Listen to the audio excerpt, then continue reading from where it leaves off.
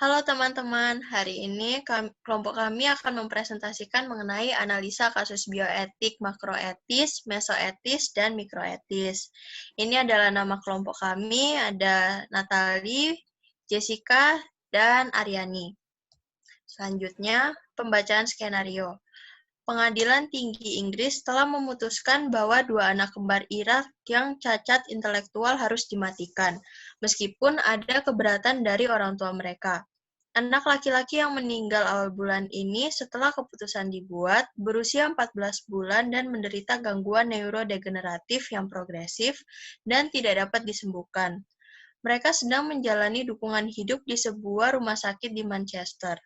Rumah Sakit Sentral Manchester Universitas NHS Trust yang telah merawat anak laki-laki yang tidak disebutkan namanya sejak April 2015 membawa kasus ini ke pengadilan setelah dokter menjadi yakin bahwa mereka tidak perlu memperpanjang rasa sakit dan penderitaan anak laki-laki itu, serta tidak etis untuk terus memberikan ventilasi pada mereka.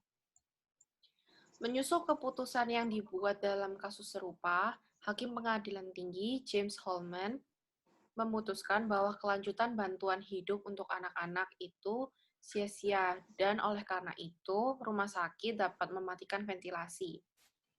Untuk secara artifisial memperpanjang hidup mereka tidak memiliki tujuan apapun, tidak memberikan manfaat sama sekali selain fakta kelangsungan hidup fisik, dan melibatkan melanggengkan penderitaan dan ketidaknyamanan tanpa keuntungan atau tujuan, kata Justice Holman. Orang tua dari anak laki-laki, Muslim taat yang datang ke Inggris pada akhir 2014, berpendapat bahwa mencabut dukungan hidup sebelum otak anak-anak berhenti bekerja adalah bertentangan dengan keyakinan Islam mereka. Ayah anak laki-laki itu berpendapat bahwa Resolusi 1987 oleh Dewan Fikih Islam Liga Dunia Muslim menyatakan bahwa dukungan hidup dapat ditarik ketika semua fungsi otak akhirnya berhenti bekerja. Hakim Holman menolak argumen tersebut. Saya sangat menghormati iman dan keyakinan ayah dan untuk keimanan Islam yang dipraktikkan dan dianut. Tapi saya menganggapnya tidak relevan dengan keputusan yang harus saya ambil dan saya tidak memperhitungkan sama sekali. Kasus ini serupa dengan banyak kasus lainnya yang telah dibawa ke pengadilan Inggris dan yurisdiksi hukum umum lainnya. Pengadilan Tinggi Inggris sendiri baru-baru ini memutuskan bahwa Olivia Stacey, seorang gadis Inggris berusia 1 tahun, yang menderita kanker parah dan gagal organ, harus mematikan alat penunjang hidupnya. Ini adalah bagian kami. Dari sisi makroetik, kami memilih pengadilan tinggi sebagai agennya, di mana pengadilan tinggi bisa memilih untuk mengeluarkan keputusan menghentikan life support atau tidak menghentikan life support.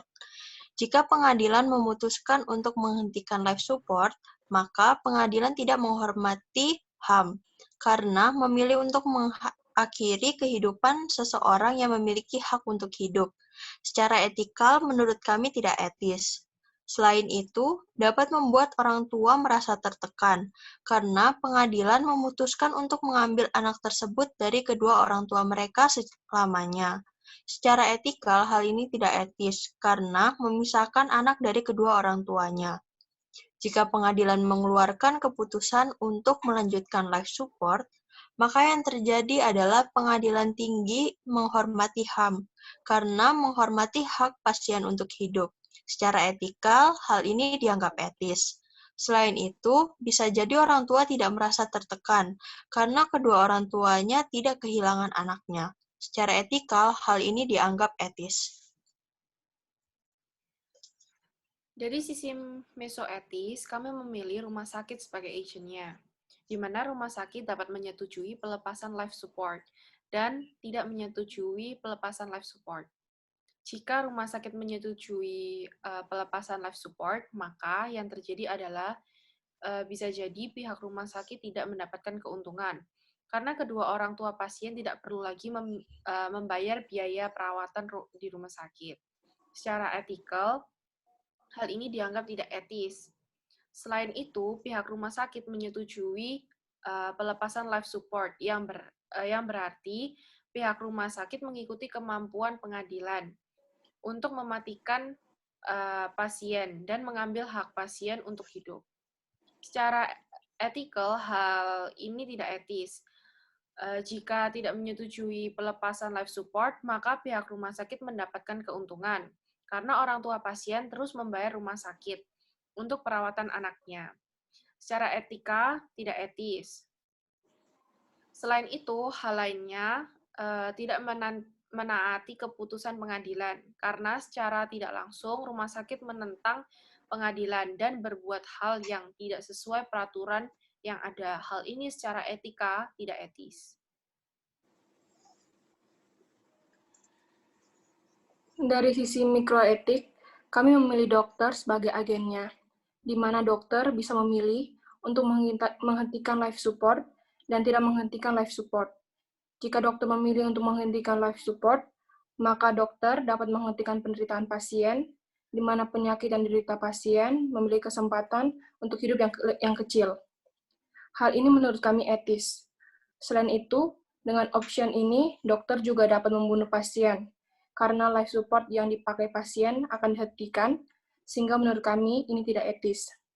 Jika tidak menghentikan life support, maka dokter secara tidak langsung melanjutkan penderitaan pasien. Hal ini tidak etis karena pasien akan merasa kesakitan terus-menerus. Selain itu, dokter tidak membunuh pasien. Hal ini etis karena dokter menghargai hak pasien untuk hidup. Sekian dari kami, terima kasih. Terima kasih. Terima kasih.